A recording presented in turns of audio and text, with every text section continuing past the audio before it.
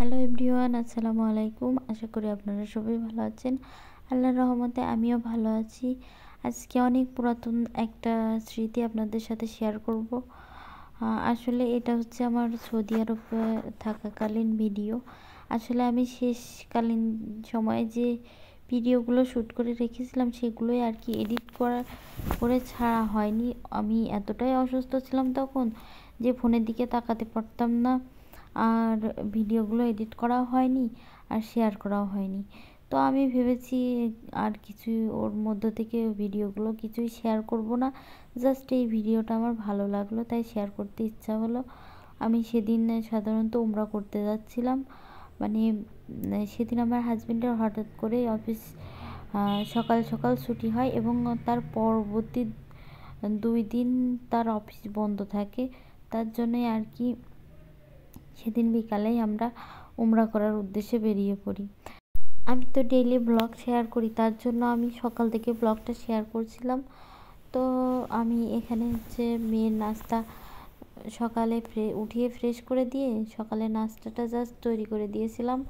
আমি নাস্তাতে নুডলস দিয়েছিলাম, একটু নুডলস ওকে করে দিয়েছিলাম। ও আবদার করেছিল, সেজন্য আমি ওকে নুডলস দিয়েছিলাম।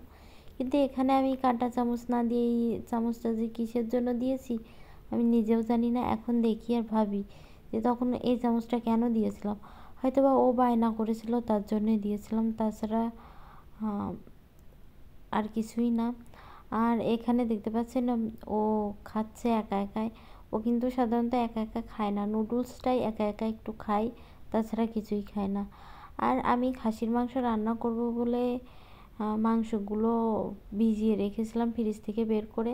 আর এই শাকগুলো আমার আগের ব্লগে আপনারা দেখেছেন হয়তোবা, আমি একটা পার্ক থেকে তুলে নিয়ে এসেছিলাম মেয়ে সাথে করে। আমি যখন হাঁটতে গিয়েছিলাম তখন আমার হাজব্যান্ডও সাথে ছিল, সম্ভবত না, হাজব্যান্ড সাথে ছিল। তো এই শাকগুলো আমি দেখেছিলাম, আর এই শাকগুলো না অনেক মজা হয়, কিন্তু ওখানকার শাকটা দেশের শাকের মতো অতটাও মজা ছিল না, তবে আমার কাছে ভালো লেগেছে। সার মাটি দেওয়া শাকের থেকে বনে বাজারে হয়ে থাকে যে শাকগুলো, সেই শাকগুলো মজাই আলাদা আর টেস্টই আলাদা। আর যদি অল্প একটু সামান্য পেঁয়াজ রসুন দিয়ে সুন্দর করে ভাজি করা যায় বা রান্না করা যায় তাহলে খেতে অসাধারণ লাগে। আমি এখানে মাংস রান্না করেছিলাম, শাক ভাজি করেছিলাম আর ডাল রান্না করেছিলাম, সেটাই শেয়ার করেছি। আসলে এগুলো এখন বর্তমানে সবই স্মৃতিচারণ করতে কার না ভালো লাগে বলেন। আমি এই ভিডিওগুলো একা একাই দেখি আর আমার খুব ভীষণ ভালো লাগে।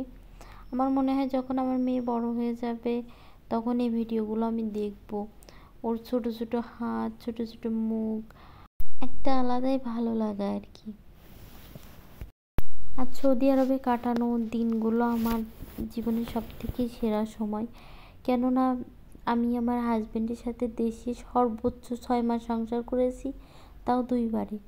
মানে আমাকে যখন বিয়ে করে তখন আমি 3 মাস তার সাথে সংসার করেছি, তারপরে সে বিদেশে পাড়ি জমিয়েছে। আর তারপরে আর একবার ছুটিতে এসেছিল করোনার পরে। করোনার জন্য বেশ কিছুদিন সে আসতে পারতো না, তখনকার পরিবেশ তো জানেনই। তো তখন এসেছিল, করোনার পরে এসেছিল আর কি। তখন সে 2 মাস, 2.5 মাসের ছুটিতে এসেছিল। তো সব মিলিয়ে সর্বোচ্চ 6 মাস। আর আমি একটানা সৌদি আরবে 7 মাস তার সাথে কাটিয়েছি। সবথেকে ভালো লাগার বিষয় হচ্ছে আমার মেয়ে ওই সময়ে খুব সুন্দর একটা টাইম স্পেন্ড করেছে, মানে তার বাবার সাথে খুব সুন্দর একটা সময় পার করেছে। ও প্রচুর বাবা ভক্ত, মেয়েরা সাধারণত বাবা ভক্তই হয়, তো ও সেরকমই প্রচুর বাবা ভক্ত। আর সেই সময়টাতে বাবা ছাড়া কিচ্ছু বুঝতো না। তো যাই হোক, জীবনের অনেকটা সময় বাবা ছাড়া কাটিয়েছে। ও জন্মের পরেই কিন্তু সরাসরি ওর বাবা ওর মুখ দেখেনি, এটা হচ্ছে প্রবাসীদের কষ্ট। প্রবাসীরা তার ফ্যামিলির জন্য এতটা স্যাক্রিফাইস করে। তো শুধু আমার মেয়ের যে সবথেকে ভালো সময় এটা কিন্তু না, আমার হাজবেন্ডের জীবনেও হয়তোবা না, সে সরাসরি বলে আমরা যখন কাছে ছিলাম সেটাই তার সেরা সময়। এবার আসি ভিডিওর কথায়। আমরা উমরা করতে যাচ্ছিলাম, যেহেতু পরবর্তী আরও 2 দিন ছুটি আছে, সেহেতু ভাবলাম আজকে বিকালেই উমরাটা সেরে নিই। উমরাটা করা হয়ে গেলে বাকি 2 দিন একটু তানহার বাবা রেস্ট করতে পারবে, আর বিকালে একটু ঘোরাঘুরি জাস্ট। তো আমরা এই সরকারি বাসগুলোতে উঠেছিলাম, মক্কার যে সরকারি বাসগুলো দেখতে অনেক সুন্দর। এর আগেও উঠেছি যখন আমাদের ফুল ফ্যামিলি ছিল, মানে আমার ভাসুর আর তার ফ্যামিলি ছিল, তখন একবার উঠেছিলাম, কিন্তু তখন বাসে জায়গা ছিল না, প্রচুর ভিড় ছিল, দাঁড়িয়ে দাঁড়িয়ে যেতে হয়েছিল। কিন্তু এবার যখন যাই তখন জায়গা ছিল, বসে বসে গিয়েছিলাম।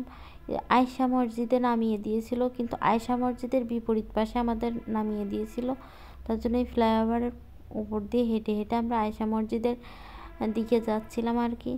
আর আয়শা মসজিদ আমার অনেক পছন্দের একটা জায়গা, এত সুন্দর মসজিদটা, আমার মনে হয় না ওখান থেকে আমার আসতেই ইচ্ছা করে না, এত সুন্দর। আপনারা ভিডিওতে দেখছেন, অবশ্যই বুঝতে পারছেন কতটা সৌন্দর্য এই মসজিদের। তো যারা উমরা করে সাধারণত এখান থেকে ইহরাম বেঁধে যেতে হয় 2 রাকাত নফল নামাজ পড়ার মাধ্যমে।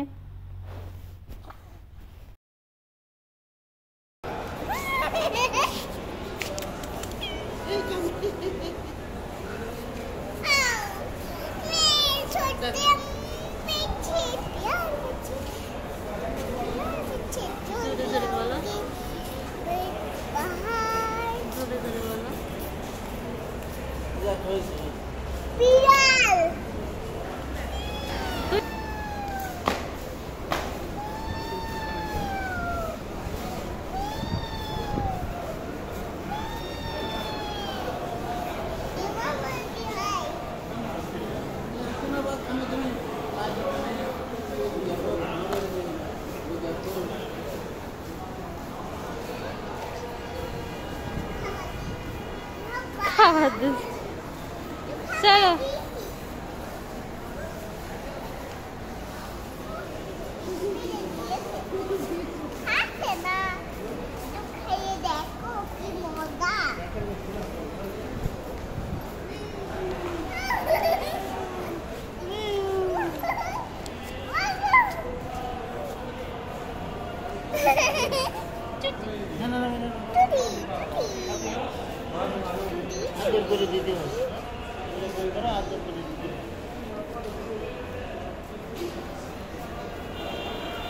চলো হয়েছে।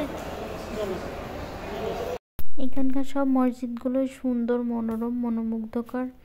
আর এখানে আয়শা মসজিদের আর একটা ভালো লাগার দিক হচ্ছে এখানে হাজিরা দল বেঁধে আসে, আর এখান থেকে ইহরাম বাঁধে, লাব্বাইক আল্লাহুম্মা লাব্বাইক এটা জোরে জোরে পড়ে দল বেঁধে, এত সুন্দর শোনা যায়। সম্ভবত একটা দলের সাথে এখনই দেখা হবে, তো সেটাও ভিডিও করেছে, আপনারা দেখতে পাবেন। আর এখানে আমার মেয়ে বিড়াল নিয়ে খেলা করেই যাচ্ছে, বিড়াল ওর অনেক পছন্দ। কিছুদিন আগেও বিড়াল ওর মুখে আঁচড় দিয়ে দিয়েছিল, ভ্যাকসিন করেছি ওকে। আমি বিড়াল পালি না শুধু ওর জন্য, যে বিড়াল পাললে সারাদিন বিড়ালকে কোলে নিয়ে বসে থাকে।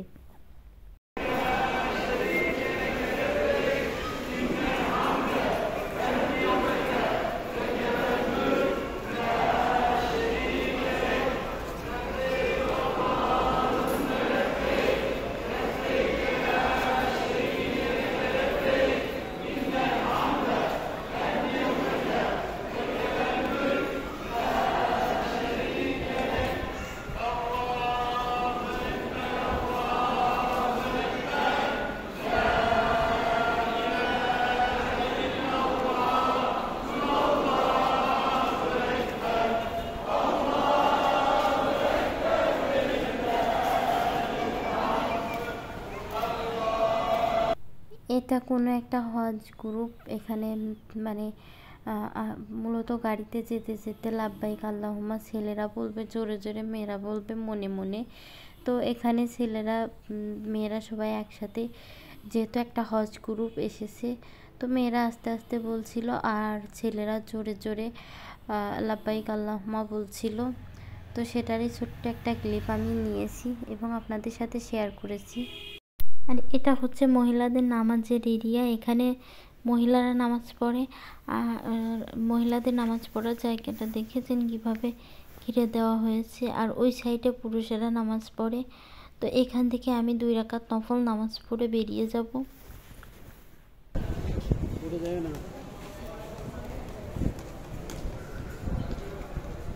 আসো আসো, চলে আসো, এখানে এখানে চলে আসো, আসো আসো, আসো আসো আসো।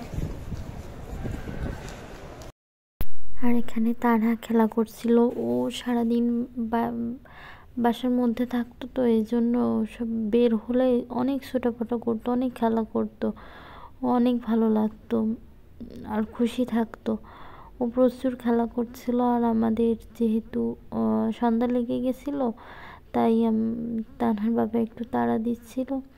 তো আমি ব্লগটা আর বাড়াইনি, যেহেতু উমরার ব্লগের আগেও করেছি। আর এটাই উমরার ব্লগ করার শেষ ভিডিও হয়তো বা আমার। আর এই সময়টাতে আমি প্রচুর অসুস্থ ছিলাম, যার কারণে আমি হুইল চেয়ারে উমরা করেছিলাম। মানে সাফা মারোয়া ওখান থেকে এখানে আমি কাবা শরীফ তাওয়াফ করার পরে সাফা মারোয়ায় যে আর পেরে দিচ্ছিলাম না, প্রচুর কষ্ট হচ্ছিল, যার জন্য আর কি ওখানে হুইল চেয়ারগুলো পাওয়া যায় রেন্টে, সেটাই নেওয়া হয়েছিল। তো যাই হোক, সবাই ভালো থাকবেন, সুস্থ থাকবেন। আজকের এই ব্লগটি এখানেই শেষ করছি। আল্লাহ হাফেজ, আসসালামু আলাইকুম।